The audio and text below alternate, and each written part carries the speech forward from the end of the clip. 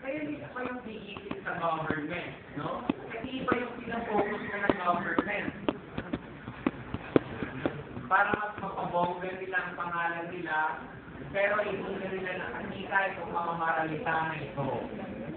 Okay?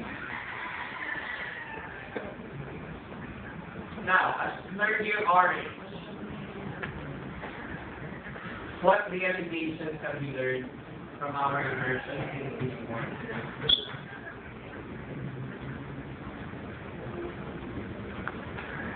Debating enough? Explaining them enough? But of course, we appreciate the little contributions that we do as Caroline. Because also, no, young pa nga tayo. We will now know what to do in the future. Remember the storms in life. The storms in life are the problems that we experience. Your problem is different from their problem. No problems are relative. When you were younger, your problem is different. Problema ko na ng bata ka, wala kang piso. Nung nag-standard ka, wala kang laruan. Yun ang problema niya. Nag-grade school kayo, ano yung mga problema niyo ng grade school? Wala kaya, wala kang makasin. Assignment. Assignment. Environment project. And then, ngayon, high school kayo, hindi nyo na problema ang piso. Problems are Relation. just like this madala.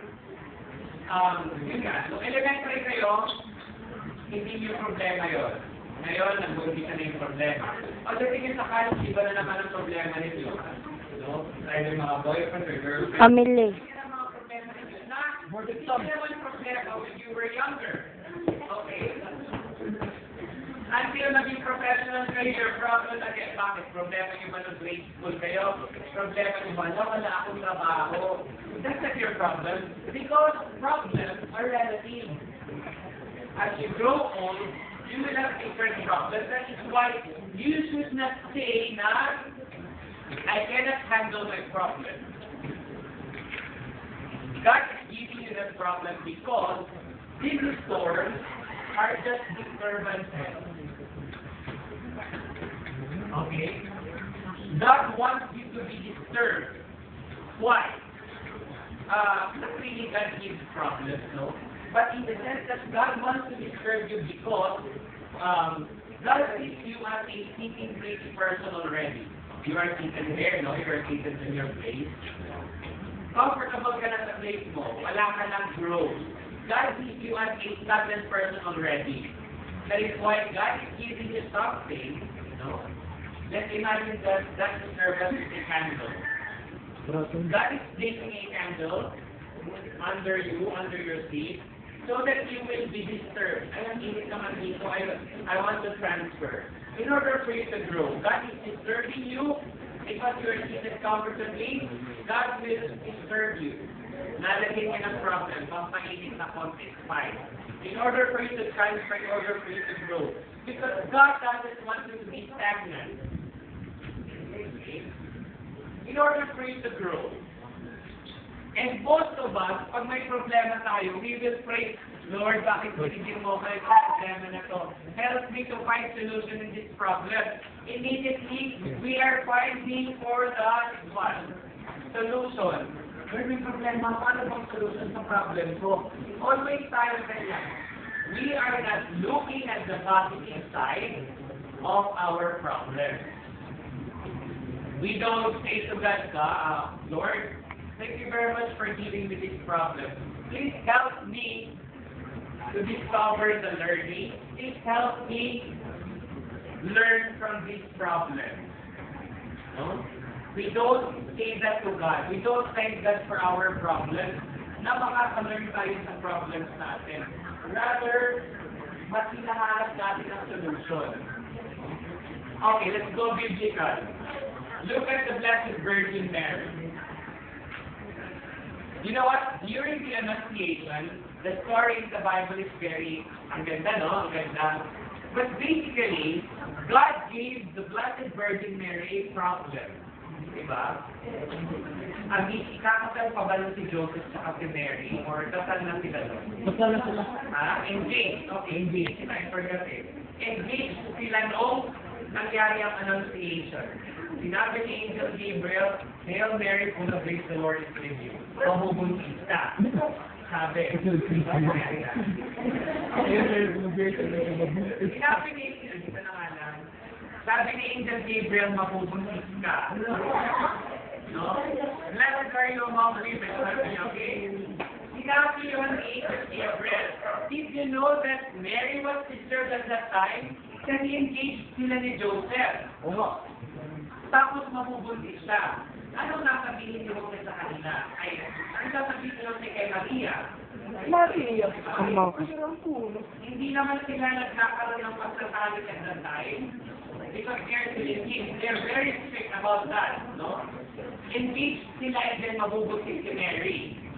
So, pwedeng hiwalayan ni Jose si Maria.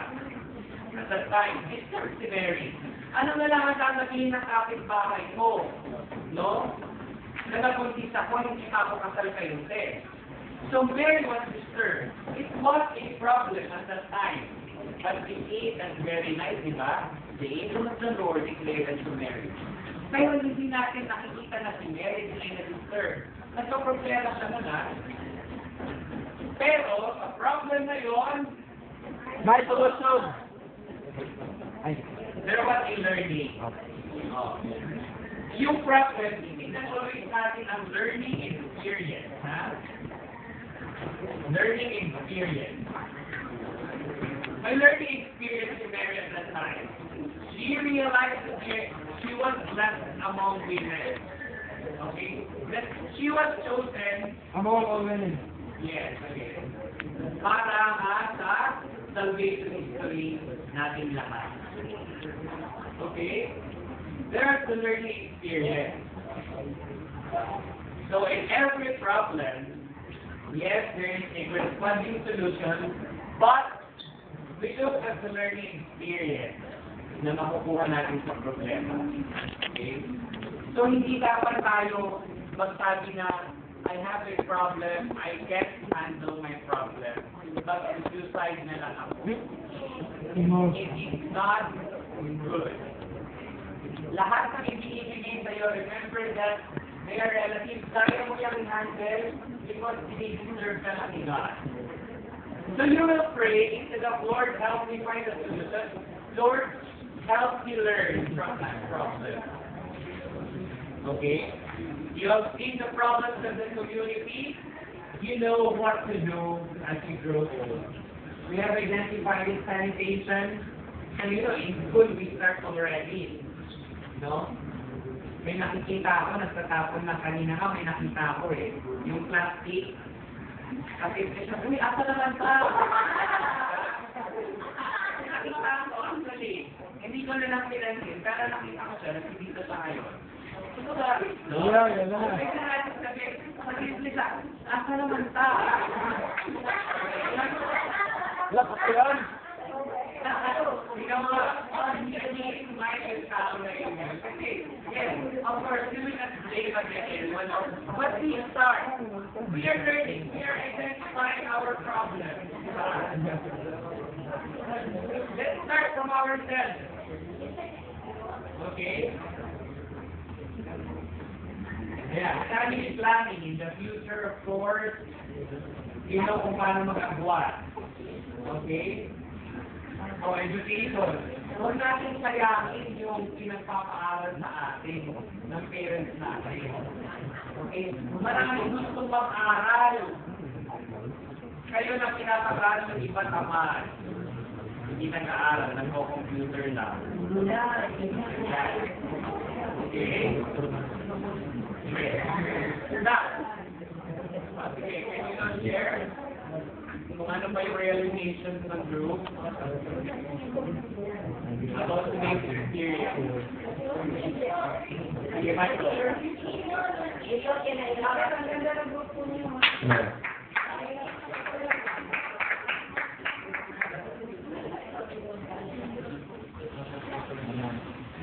Ang share yung papapinan mo kayo. Papapi!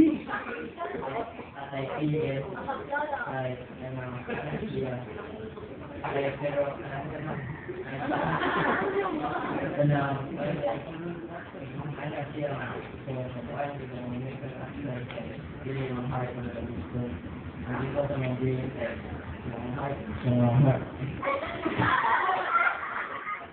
ang heart ko na kay, na siya, ay, hindi mo sa kong sabi ko, sa mga dunggal lang kay, ano siya kay, ang heart ko na kay, wala ka na siya rin, hatag lahat niya.